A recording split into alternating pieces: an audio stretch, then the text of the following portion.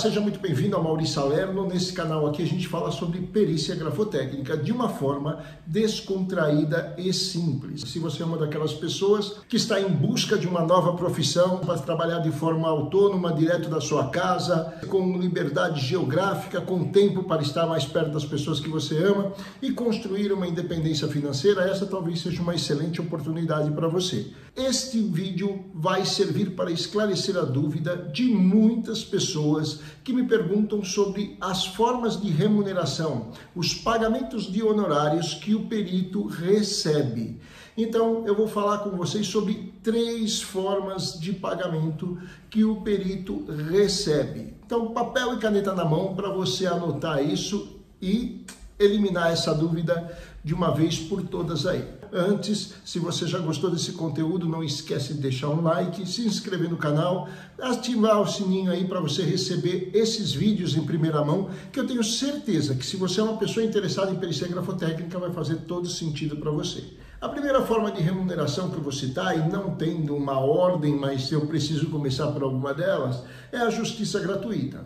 A justiça gratuita, ela é um trabalho do perito em colaboração com a justiça para atender aqueles menos favorecidos, aquelas pessoas que movem uma ação contra um determinado réu, mas na verdade o poder aquisitivo dele é hipossuficiente, ele não tem condições financeiras para bancar os honorários nem de um perito, muito menos de um advogado.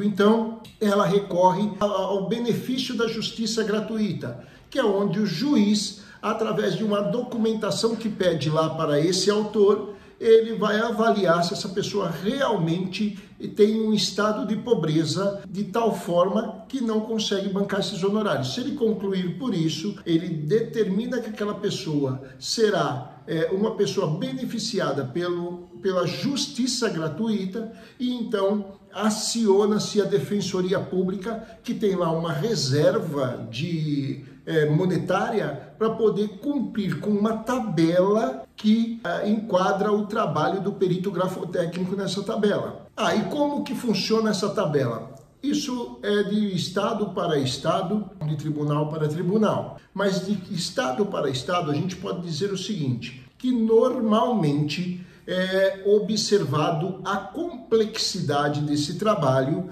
e onde o perito vai analisar 1, 2 ou 3 contratos, uma folha, 2 folhas, 3 folhas escritas, depende do trabalho que vai ser feito. A tabela da Defensoria Pública, ela metrifica isso de uma forma que, olha, para um contrato com uma só assinatura, se for o caso de ser contrato e assinatura, remunera em tanto. Se forem 2 contratos, 2 assinaturas, remunera em tanto. E esses valores estão lá desde R$ 232 até 900 e tantos reais, por exemplo, no Tribunal de Justiça de São Paulo.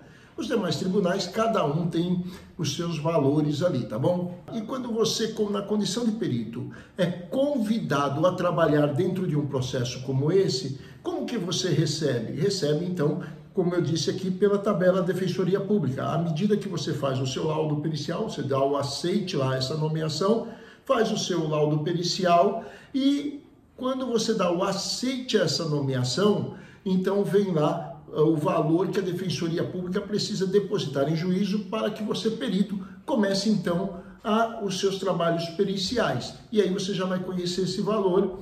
Esse valor você vai ter que emitir um documento de solicitação dos seus honorários, chamado de levantamento, mandado de levantamento eletrônico. Então, este é um documento chamado MLE, que você emite com esse valor para ao final do seu trabalho já ficar programado para o juiz liberar o valor que a Defensoria Pública depositou em juízo para que venha para sua conta corrente. R$ 1.500 do autor, R$ 1.500 do réu, e aí compõe o teu orçamento. Você faz novamente o seu pedido aí de honorários. A segunda parte, que é a perícia de ofício, que é a perícia solicitada pelo juiz, nem pelo autor, nem pelo réu, foi o juiz que solicitou. Então aí é a Defensoria Pública que banca essa operação numa tabela de honorários que ela tem lá, que a gente já comentou aqui. Quando a gente fala de justiça agora paga e não mais gratuita, então anota aí, a justiça paga, ela já olha para aquele autor ou aquele réu que solicitou a perícia e vai ver assim, ó, você é hipersuficiente, você tem grana, então vai pagar o advogado e vai pagar a perícia que você está solicitando. E nesse caso aqui que eu estou falando, quando as duas partes são hipossuficientes, então o juiz também pode dizer o seguinte, racha 50% para cada lado aí, deposita 50%, deposita 50%, porque os dois têm condição financeira. Então 50% do autor, 50% do réu vão pagar os honorários do perito. Haverão 2 depósitos na conta judicial que depois virá num único depósito para você, unindo esses 2 valores aí. Ok? Então essa foi a forma. E existe a terceira forma, que é o pagamento misto. O que é o pagamento misto? Existe lá o autor, que é hipossuficiente, e tem o hipersuficiente. O juiz, então, pede nessa situação que seja feita também a divisão em 50%. Porém, você estimou seus honorários em R$3.000. Aí o que vai acontecer? A metade, que é do autor lá, hipossuficiente, que não tem dinheiro para a perícia, ele vai ser custeado pela Defensoria Pública. Então vai pegar a tabela, se foi 300, 600 ou 500 reais, vai depositar aquele valor ali pela Defensoria, foi os 50% do autor. E os outros 50%, baseado nos R$3.000 que você orçou, portanto R$1.500, será depositado pelo banco em juízo, e aí estão feitas 3 formas de pagamento que um perito tem. E o que mais acontece no mercado? Hoje, o nosso mercado acontece muito da justiça paga, que é justamente um autor contra um banco. Hoje nós temos o trabalho de perito, está muito na fraude de cessões de crédito não autorizada, né? Então, são empréstimos consignados não autorizados, são processos contra operadoras de telefonia, de assistência médica, de locadoras de carro, enfim. E tudo isso gera uma demanda de justiça paga.